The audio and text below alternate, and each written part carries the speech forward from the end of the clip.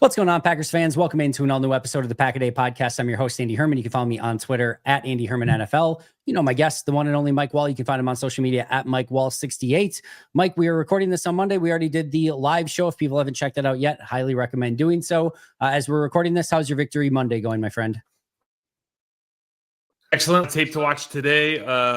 Mondays and Tuesdays and Wednesdays are pretty busy with tape, but I couldn't think of a better way to spend it. Yeah, always easier and more fun to go through it when it's a win. That's for sure. A lot of stuff for Green Bay to clean up. We'll get into all of that, I am sure, as well. Let's start with this. We touched base a little bit on in the live show, but kind of key takeaways from this game, what Green Bay did well, what they need to improve upon moving forward. Yeah, I think there's a couple of things on both sides of the football. Consistency on offense. Being able to move people off the spot is just continuing to be a problem for us. And in the run game, I know we had the reverse, we had the swing pass they counted as a run. I know we had the big scramble, but just really trying to, and they tried to find some different things. Listen, they tried to fold block for the first time all year. I think it didn't work because you're doing it against Dexter Lawrence, but they tried it, which I thought was fantastic. They figured out that they could run this little tight end lead play that's really came off of their duo look, which looked a lot better. They improved their doubles. Listen, you're dropping too many footballs. We're not breaking off routes necessarily at the points we have to with the precision we need to with a quarterback like Jordan Love. Jordan Love came in and he made some key throws in this second half, but you're not going to win a lot of games when your quarterback goes 13 for 24 for 174. Right. And a lot of that is because he could have gone 20 for 24 with, for 350 yards and 2 touchdowns. So just the inconsistency on offense. And look, again, defensively, it's like, once again, you score right around 20 points, which is good enough to win 95 out of 100 games, especially with the offense that you have. And, you've got an offensive head coach. You got a lot of talent on the offense. You need to feel like you can score. Like 27 points should be a kind of a norm for you. So they're doing what they need to do.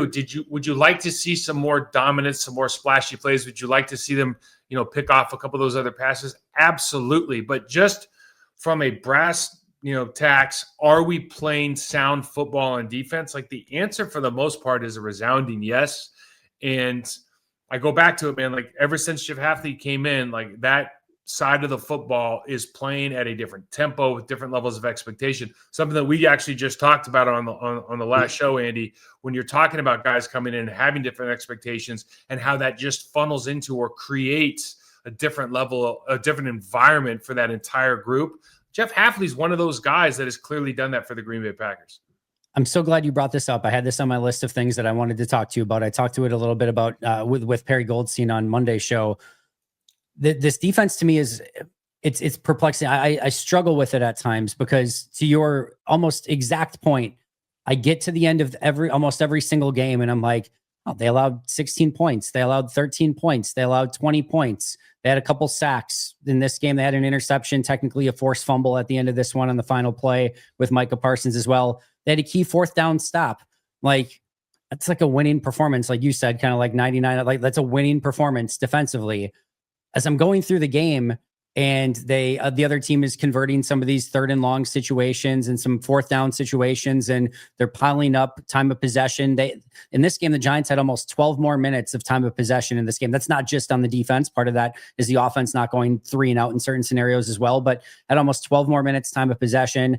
Some of the dropped, picks you had, where players are in positions to be successful. That's certainly not a knock on Jeff Hafley, but 2 sacks, but outside of Micah Parsons, nobody really getting home. It feels in the moment, like from an eye test standpoint, of like something just feels a little bit off. They're not dominant enough. You just are left wanting for a little bit more. But I'll say it again. You get to the end of the game and you say 20 points, only 201 yards passing for Jameis Winston, no touchdowns, 1 interception. They averaged 3.7 yards per carry on the ground. You look at everything, you're like, that's just a winning NFL performance. I don't know how to put that all together into a cohesive thought. It just feels a little off, but it's still winning football. I don't know how to define it any other way.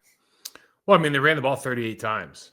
Right, so you're running the ball 38 times because you're trying to get more out of the game. You don't want the other side to we have a more explosive offense, so that they're trying to kind of shorten the game for their defense. Quite frankly, I think you're right. The reality is you have Micah Parsons is a bona fide superstar in the league. Yep. we think that our linebackers, both of them really, are high level linebackers. Um, are they Roquan Smith? Are they like, they're Patrick Queen level linebackers? Is that fair? Like really, Yeah, really, really good. really They're good really, players. Yep. really good. Patrick Queen's a really, really good player. He's not necessarily Roquan, right? Or Yeah. Fred Warner or something like that, right? But they're really, really good players. Deion Sanders made a comment a couple of weeks ago, and he said like 95% of the corners in the league, right, just want to be there, and like 5% want to be the guy, right? And I think you have a couple guys. I think Xavier McKinney wants to be the guy. I think Evan Williams is kind of showing that he wants to be the guy. Big time. But you're in different stages of your career. I mean, Xavier McKinney last year is the best safety in football, right? It's not like he's still the same guy. Nothing's changed. Right? Yep. People don't throw him the ball as much. There's the pass rush, like to your point, like the pass rush isn't really very good. We don't have those guys across the defensive line. We miss Kenny Clark. We miss TJ Slayton. Like, we can talk about it, but we do miss it. Like the ability to push the pocket has an effect on the rest of the pass rush. Like all of these things actually matter, even though you might consider those guys in some stages of their career role players right now are not that important from a statistical standpoint to the pass rush, which and therefore it in turn is a huge indicator of how successful you're going to be in the passing game. So I think there's a reality of like the talent that you have in the room, and then what those guys are doing with their talent. And I do think they're doing a hell of a lot with their talent. And I think a lot of that has to do with Jeff Athley. Yeah. Now, I thought the defense was in consistent positions to be successful in that game. Again, wanted a little bit more against an offense that was basically on its third quarterback, backup running back, down 2 top wide receivers. But I thought the defense was consistently put in positions to be successful. And I think, and I know where you might go on this, but I think overall Jeff Athley deserves a lot of credit for how he's coached this defense so far. Yeah, no, I was just, my only comment was, as you can imagine, on what planet are you starting Russell Wilson over Jameis Winston?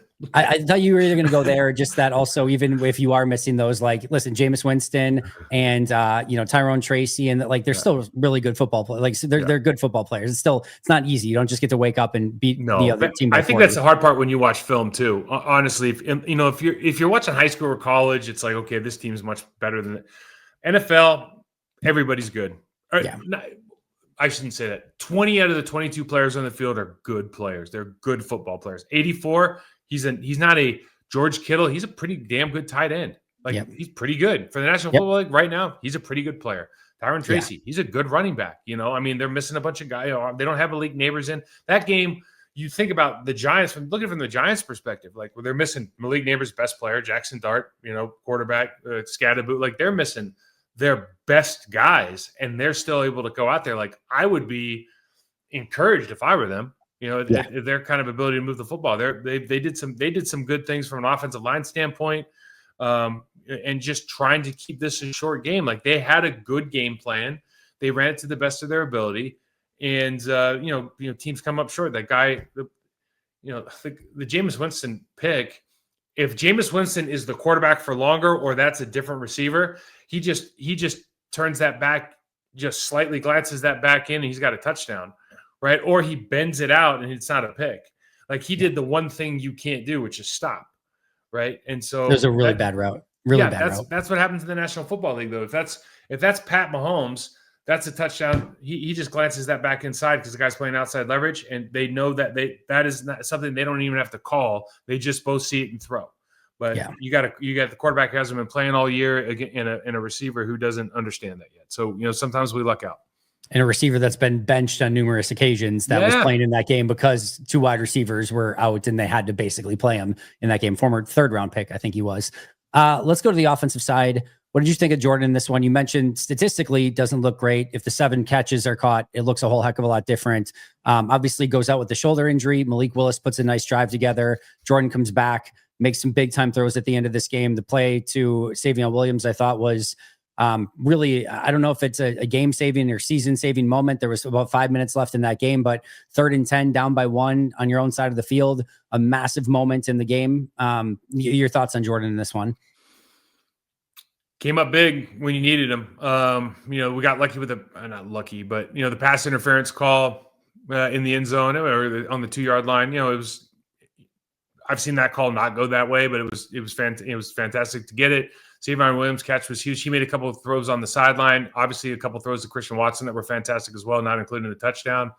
The guy's got it as far as can you put the ball where you need to put it, particularly when he's got his feet underneath him. And I think that's always, until the end of his career, you're probably going to be saying the same thing. If his feet are underneath him, this kid can throw the ball literally wherever he wants to, and he's real special. Kurt Warner did a show on the Packers last week about Jordan Love's entire game, all the throws, and breaking it down like a Hall of Fame, arguably the most accurate guy in the history of football, would think about, and of course he does different kinds of progression. We're a per progression team, but how he sees the game and explaining to his audience about what Jordan Love is doing well and where the opportunities are, and it's really interesting if you guys haven't seen it. Yeah. But it really shows you that a lot of what happens is happening not because of the arm talent or the ability to place the ball anywhere. A lot of it has to do with are we looking on the right side of the how do we use our progression in favor? How quick do we get rid of like the first two guys? Because one thing that always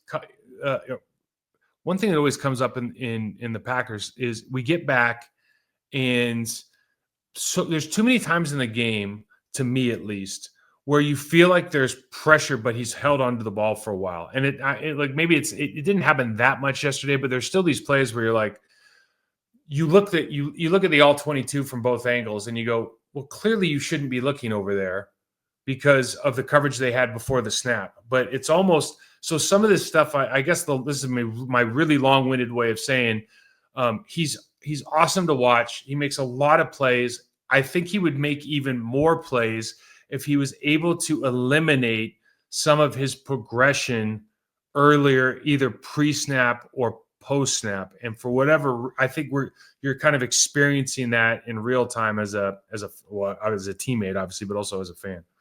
Yeah, no, I think so too. I think there's certainly some of those things. I don't know what he said about the play last week where, there's like going to be the corner route. It's early in the game. I think it's the one he takes a sack on to Romeo Doubs. There's going to be a corner there, kind of comes off it early and then goes to the other side of the field, and then again ends up taking. I think it's the one he took the big sack. I don't know. That's a week ago now. That feels like 7 years ago in NFL time. Yeah. But there's just a couple plays like that where it feels like he either gets off of reads maybe a little bit too early or doesn't maybe continue with the way the progression is supposed to go. And I think that some of that stuff still comes with time. I thought he was much better in this game than he was a week ago against Philly. But there's still certainly some things that you'd like to see him clean up. From a footwork standpoint, I don't know. The year 3 as a starter, I kind of feel like that you're basically now kind of cementing. And it's not to say people can't improve again throughout the course of their career, but it feels like you for the most part, this is probably who Jordan is going to be. Yeah. And to your point of what you said earlier of like, this is probably what we're going to be talking about 4 or 5 years from now still of like, man, if you just maybe played with a little bit better fundamentals, like it would maybe look a little bit different. At the same time, I will say the play to Savion Williams, he's getting pressure fading away and he's able to get that thing down there. You want that to be, it's the Superman thing of like, hey, if you need to use laser vision and cause some casualties when there's aliens invading, great. If you're needing to cause casualties and lose laser vision when you're saving a cat out of a tree, you're probably not doing things correctly. Like, I think at some point, just do the simple stuff right. And then in an extreme situation like that, then yeah, if you need to pull out the fadeaway, throw it down the field, awesome. It's great that you have that in your arsenal. You don't maybe need to use it all the time.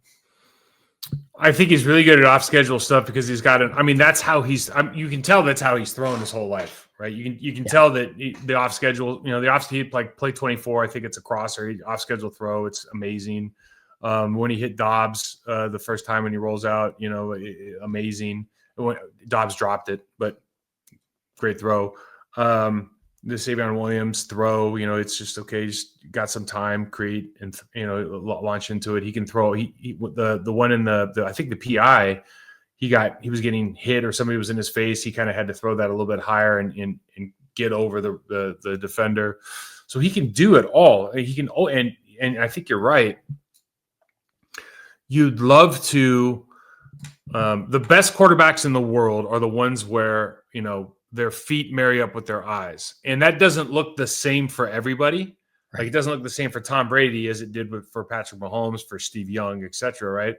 But generally you fall into this, okay, I know if my feet are here, Brett, I'm always going to be able to throw it with the velocity and accuracy that I need to. And I don't know that I don't think that he's at to my non-quarterback eyes, he's not at the elite level of that. But he's pretty damn good. Yes. Very, very good quarterback. And again, that's always the tough part, especially after you follow Brett and Aaron, of like, there's always the vision of like, when you compare this to that, it's probably always going to fall a little bit short, but he was fantastic in this game and continues to play really, really good football. We talked a little bit about the offensive line on the live show, but I did want to ask you specifically about Sean Rhyan. Obviously the first time he gets to start a full game and play at center, taking over for Elgton Jenkins. What did you see from Sean in this game? I mean, there's a couple as you're playing against Dexter Lawrence. That's a tough ask. Yep. So we don't know if he got the calls right. So let's just start there. Let's just assume that he got the calls right. So if he got the calls right, that's actually a bigger deal than we're probably going to give credit to. I don't think you lost anything is probably the best way to put it. There was a couple plays he got beat, and Dexter Lawrence is going to beat you if you single block him, especially in pass pro, believe it or not, as big as he is. And he got beat, I think maybe twice in pass pro. Which is, and again, is going to happen. I just don't know that you lost that much from the last, 9 games? I don't think you lost them. Yeah, I'm right there with you. I thought it looked very similar, and it didn't seem like there was any major degradation.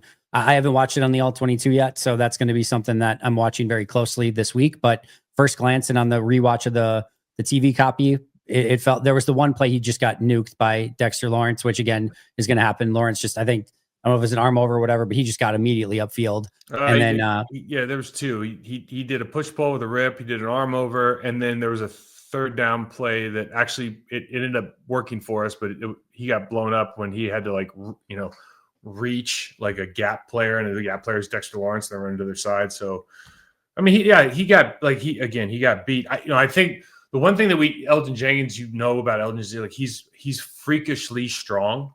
Yeah. I think he's freakishly strong. So there's a lot of stuff where he does a good job of sitting. I think Sean Ryan's probably a pretty stout guy as well, but that's one thing when you're the first time you're playing that position, you're snapping the football, you're getting used to all this. And then Dexter Lawrence is there. It's like, you're probably putting more into your punch, maybe punching over your shoulders more than you want to, just because you're like, holy hell, like this guy's problem. It's like one of those things in baseball when they just put you in the game and you're in a new position and you're like, the defense is hoping that like, hey, maybe the ball won't get hit his way. Like you're playing, you've got to go in at shortstop because there's an injury, and all of a sudden 3 straight, plays at shortstop. It's like, oh, I finally get my chance to start. I'm going to start at center. Oh, hey, by the way, Dexter Lawrence is right on the other side of you. Good luck, kid. Enjoy the game. That's a hang with him more often than not. Tough. But again, the best compliment we can probably give him is that there didn't seem to be a drop off in performance from the offensive line. He's part of that, and so therefore you go, not too bad. Take it as a win. Speaking of drop off, there's no replacing Tucker Kraft. That's a brutal injury for Green Bay. We talked about it as well a little bit on the live show of just like the downgrade and just missing him. It's a huge blow for this offense. I thought the tight end, specifically Luke Musgrave, struggled in this game. Wiley got the touchdown. That was a nice pick play by Christian Watson on that one to get him open. Not really anything Wiley did specific on that play. What did you see from the tight ends, and is there any salvaging this position with Tucker Kraft out? We talked about it in the last show, Andy, and it's the idea that we want to get into 12 personnel or 13 personnel because we want to dictate the terms of confrontation with what the defense is going to call. And I think what you're going to find out with this group, with a lack of the ability to sustain blocks, the lack of physicality, and then really, the yards after catch, or the ability to catch the football and secure it, as it was the case yesterday, you have a legitimate problem. I mean, Tucker Kraft, one thing that you come out of yesterday, and again, we did score 27 points. So it's, take it all with a grain of salt. But this defense, is not, the big blue defense that from the Super Bowl years. Although No. from a defensive line point, it probably should be, and it's a credit to our tackles in particular. I thought it had a pretty good game stopping the rushers. But this tight end group, Tucker Kraft is one of our, if not the most valuable non-quarterback player on our offense this year. And with him being out, trying to run the same things for the same reasons probably doesn't make sense anymore. And if there was ever a time to, put in the jumbo package I keep preaching about and actually run the plays without having some sort of penalty or mental error, this might be the opportunity, because I just don't know that you're getting what you want for the reason, or you're not getting what you want out of that package of personnel grouping, from the standpoint that you are no longer able to get into a personnel position where the defense is going to say, I need to switch from X to Y because of these tight ends. They don't need to do that now. Hey friends, time to get our sleeper picks in for week 12. I'm going with a Sunday matchup that has a lot of implications in the AFC, Indianapolis and Kansas City. Let's kick it off right away.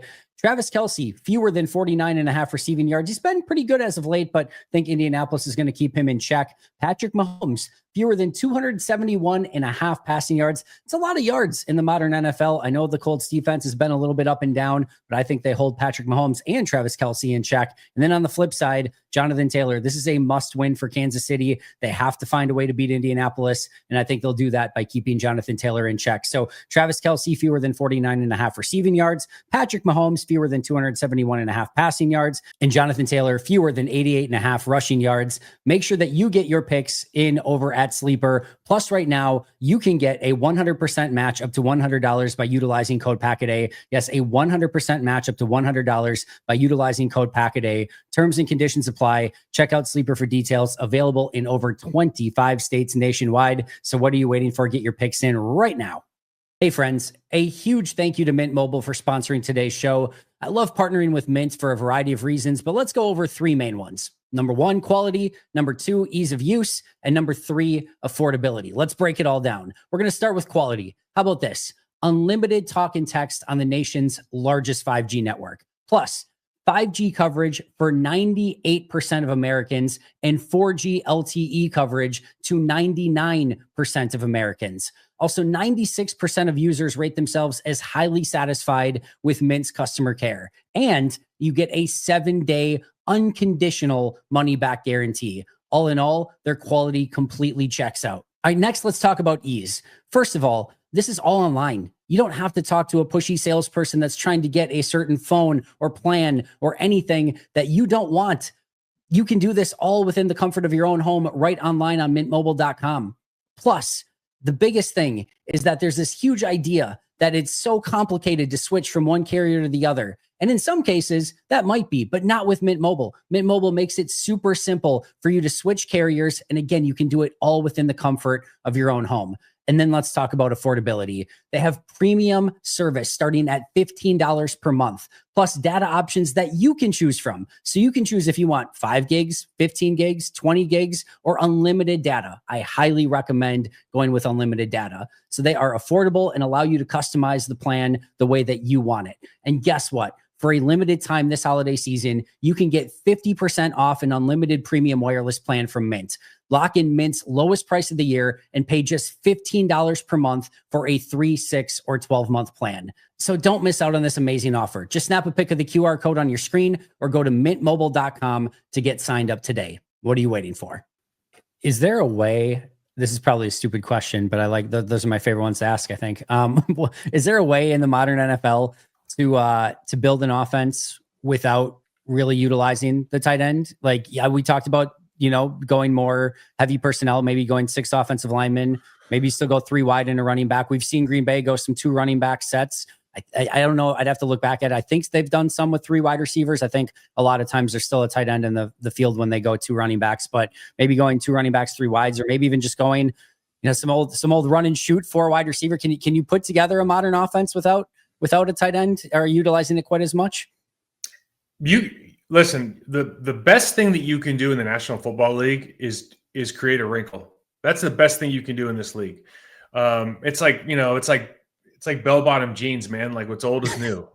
I mean, it's the truth, because the cycles of the NFL are just like anything else. You get used to something, you adapt, and as you adapt, that thing evolves and changes. But if you show them something that they haven't seen in a while, it takes all these all the brain trusts in every room to go like, oh, holy hell, like how are we going to attack that?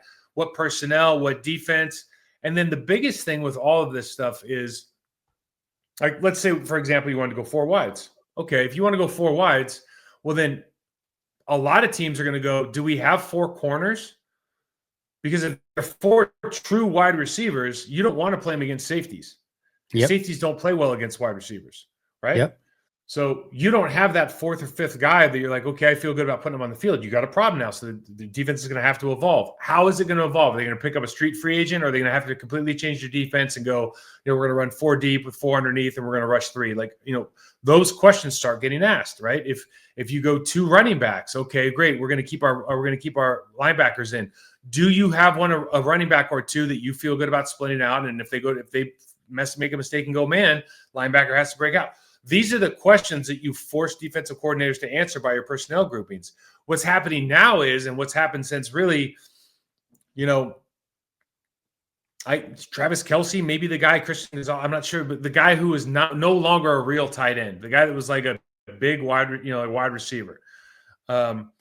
Once that got put in, and those guys can't block, you can play whoever you want. I mean, you just play a nickel guy, because you put that nickel safety in. Every team has a nickel safety, right? Or a nickel corner, whatever you want to call it. You go, okay, well, I can play a nickel corner against him because he can't block. It doesn't matter. I'm not gaining anything. And that's what you see what's happening with the Packers now. Like, that's why I feel like they almost have to do something different, because they don't have the luxury of just saying like, well, I know if I put Tucker in line, he can block that defensive end, or he can block that linebacker or that edge player. Like, you don't feel like they can do that now. Therefore, the defense doesn't have to change at all. You have to make the defense practice something new if the Packers came out like next week and all they did this week is run like 2 option plays in practice, and they were good at those options. I mean, good, like Naval Academy, good. That defense would have no clue what to do for like 2 quarters. Yeah. They'd have no clue because they've never seen it before. And so that's really what we're doing in NFL offenses is we're putting in wrinkles. You put a concept in, and that concept turns. You put a wrinkle on that concept. You have a new concept now. They got to adjust to that. That's the name of the game. One of my favorite games still to this day is when Miami brought out the Wildcat out of nowhere against the New England Patriots. Yeah. And the Patriots had no idea what to do. It was the superpowered Patriots against the lowly Miami Dolphins, and the Dolphins just ran them right off the field, and the Patriots could not figure it out in real time. Eventually got figured out. Yeah. And the Wildcats no longer really in the league in any real way, other than a handful of plays here or there throughout the course of the season. But in the moment, it was super fun to watch.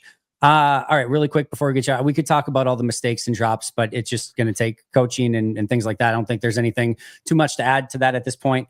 Packers Vikings, what are you looking forward to this week? I think the bounce back in the receiver room is huge. One, they really got to show up. For sure. Is it at home or away? I can't remember. It's at home in Green Bay. Okay, so I think that's huge. I as good as the Vikings defense is at home, I think it's a significant step down when they're on the road. I think the crowd noise really does something. I know, I can tell you from experience, it really does something to you when you're playing up in Minnesota. Although I didn't play at the new stadium, we played at the old one. They have the same problem, and I think that defense is just that much better when you can't hear the snap count. That's been the case for the last 3-4 years. Listen, the Vikings offense is struggling. JJ McCarthy, there's a lot of questions around, is he the quarterback of the future? So my expectation and the hope is that you put pressure on that guy early. He can sling the ball again. Another guy, if he has his feet planted, it looks pretty good. Like, he can throw the ball, and he's obviously got, he's got Addison, he's got Justin Jefferson, he's got who's the 84, the tight end is amazing. Yeah, what's his name? TJ Hawkinson. God, the Lions, only the Lions can get rid of Hawkinson and get Sam Laporta. Get Laporta. Yeah, unbelievable. But, so they have some real weapons, right? Their offensive line I think they've always overachieved, quite frankly. I think I think Chris Cooper's coach there. I think he's done a nice job. Every year I do the breakdown. I'm like, okay, we are going to just beat the hell out of that right tackle as the captain of their team. And we never win. every year I'm like, how are we not beating this guy? And we never beat him. So like, I'm not even going to say it this year because I think I've gone the last 2 or 3 years, every single time we play these guys, I'm sitting here yelling at the screen, like, how are we not beating them? And we never do. So I think that, listen, I think the Green Bay Packers need to have a statement game at some point here soon in the future. Like, I know we got the win this weekend, but the last month of football, as you start to go into December and want to play really high level ball, it has not been what you need. And whether that is just individually, we all need to tighten our chin straps up a little bit and do a little bit better job at practice, maybe watch a little extra game film. I'm not sure, but I think this is going to be a very, very competitive game, despite being, the Packers at home. And, I do think Green Bay is a better football team. I certainly think that we have a better defense at this point, but it's always difficult when you have the kind of weapons that they do at the receiver and tight end position. It's always difficult to count those guys out because, JJ McCarthy gets gets on a hot streak, and all of a sudden you turn around and got Justin Jefferson running that damn deep crosser again. You're like, where it's like, where'd he go? Yeah, that one's always a tough watch. So I think it'll be fun to watch. I hope Josh Jacobs is able to play.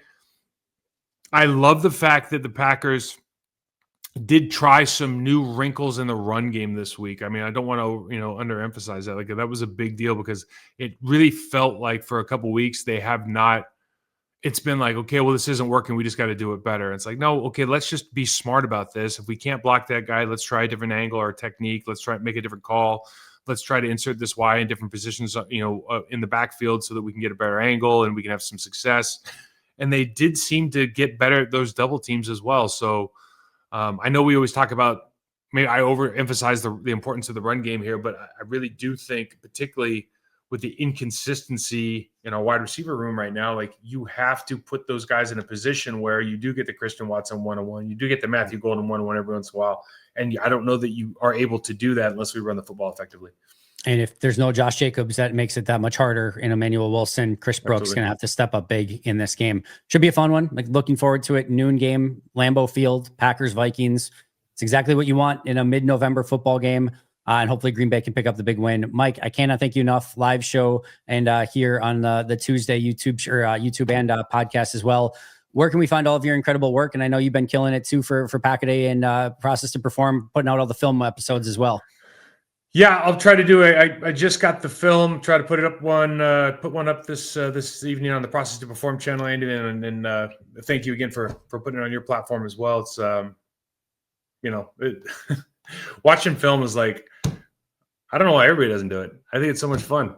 It is. It's one of my favorite things I get to do. It is a grind sometimes, but it is a ton of fun to do. And you just learn so much stuff, from concepts to what teams are doing, to what players are playing well, to what things need to be better. It's a joy. I remember this of like years ago when I first got access to the All-22, of like thinking of like, what, I don't know how am I going to watch? Like, this is going to be so different. Like, I don't even know what I'm watching for, things like that. And like, you just start watching it. It's just football. And if anyone out there is like, oh, what is All-22 or what? It's just football. Just watch it. If you don't know anything about the concepts or the games or anything, just watching everything on the All-22 and all the plays, you're going to grow so much over time of your enjoyment and of all the like knowledge of the game by just seeing stuff on it. It's well worth it. It's Where did you learn to watch film? One thing that is so I don't want to be snobby here. One thing as an ex-player that really drives me insane is I see so much, and you see it all NFL, everybody, not just these Packer guys, but there's so many guys that'll put up a clip and have a take on it, and it's like, it's so wrong, and it's so wrong, and as an ex-player, I'm like, you're trashing somebody and you have no idea what you're talking about, and you're just trying. I don't know if you're trying to get clicks, or I don't know why I don't know what the reason for doing it, but there's so many guys out there. Packers are as guilty as anybody that are just 100% wrong on their analysis of something. You have a master's level knowledge. Like, when we talk about things, I'm always like, oh, I can say anything to Andy. He knows exactly what I'm talking about. Where did you learn that? Because it really isn't. There's a lot of NFL guys that don't know how to watch tape, right? There's a lot of NFL guys that don't know how to like prepare for their own opponents because they're not taught the right way. So where were you taught? Yeah. So first of all, a lot of it was just watching on my own, reading books, watching things on YouTube, etc. I did go to 2 different scouting schools. One was done by Greg Gabriel, a former scout. One was done by Sports Management Worldwide. Both were fine. I enjoyed both. I didn't really learn a ton. It sort of re-enhanced some of the things that I already felt like I knew. And I'm like, all right, I am in the right direction on some stuff. Honestly, those were probably a little bit more to like, it looked cooler of being like, oh, I graduated from 2 scouting schools than what I actually learned from it. If I'm being totally transparent on that. I will also say this. I appreciate the kind words. There are levels to this, as you know. If you and I got in a film room together for a day, I would learn a million things from you. That's just straight up and true. If I was in an NFL room and they were to point things out or to quiz me on certain things, I would think I'd have a pretty good idea on it. There'd be things of like, oh, actually, it's this. When I'm watching film, and I know that the PFF guys too get crap a lot. What I'll start by saying is my grades. I will tell everyone every single time, take any grades, myself included, with every grain of salt imaginable. The grades I did for primarily myself of like, I wanted to keep track of who I thought was doing well and who I thought was doing poorly. And over the course of time, if you look at the grades, the guys who I have graded well, a lot of guys that have gotten contract extensions have gone on to be really good players. Guys that I have graded not so well, a lot of guys that ended up released, traded, no longer on the team, no longer in the league, etc. It's not perfect. It's never going to be. What I'm looking at is a lot of the stuff of, all right, if you've got a one-on-one on the outside and Keyshawn Nixon's going against whatever wide receiver on the outside and it's man-to-man coverage and he's going up against them, I can grade that play pretty damn well and feel confident of like, how did Nixon handle that one-on-one situation? If we get into a zone defense concept where there's some sort of crossing route and there's an exchange that needs to take place and what their rules are on that, good effing luck. Like I'm not in that room. I cannot possibly know. I could guess. I have a pretty good guess at times of like what was probably supposed to happen there. I can't possibly grade that play because I don't know what the rules are in that situation. So there might be a 80-yard touchdown allowed where I would love to put like, hey, this guy screwed that one up big time. I'm not touching on it because I don't know for sure. And it could have easily been something else. So what I would say is that I've grown and learned a lot from watching tape. And when I do post, I think one of the boldest things sometimes that you can do is whether you're posting a complimentary thing on tape or something that you're derogatory towards a player on tape is, man, if you screw that up, like people are going to be on you right away because everyone like that knows is going to know. What did I see? Oh, there's a couple of stuff recently that I saw. I'm just like, I saw a play once where they were breaking it down and like talking about this being a man-to-man concept. And the entire thing was just dropping back, eyes on the court, everyone's in zone. And they broke down the whole thing as a man-to-man plan. I'm just like, holy crowd, like you really need to kind of know what you're talking about. I think you're almost brave to post something because if there's one, I posted one time, like, one player got like, it was a defensive lineman who just made this look like they made an awesome play on the play. And they beat the offensive lineman clean and got to the quarterback. I'm like, look at this. And it was like, actually the center stepped on the guard's foot and the guard fell backwards on the play. Yeah. And I didn't even catch that he stepped on the foot. And I'm just like, all right, well, I'm a freaking idiot.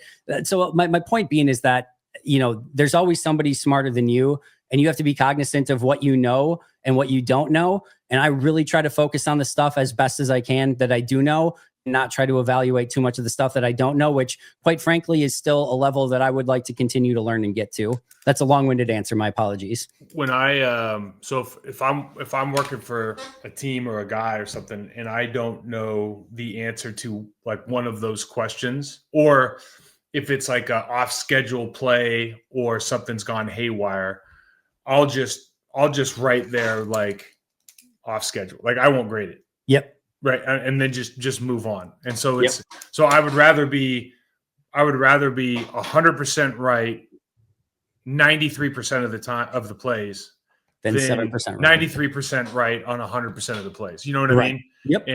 And that's it's tough because especially now, the hard part now is too, like, well, we don't need to talk about this any longer.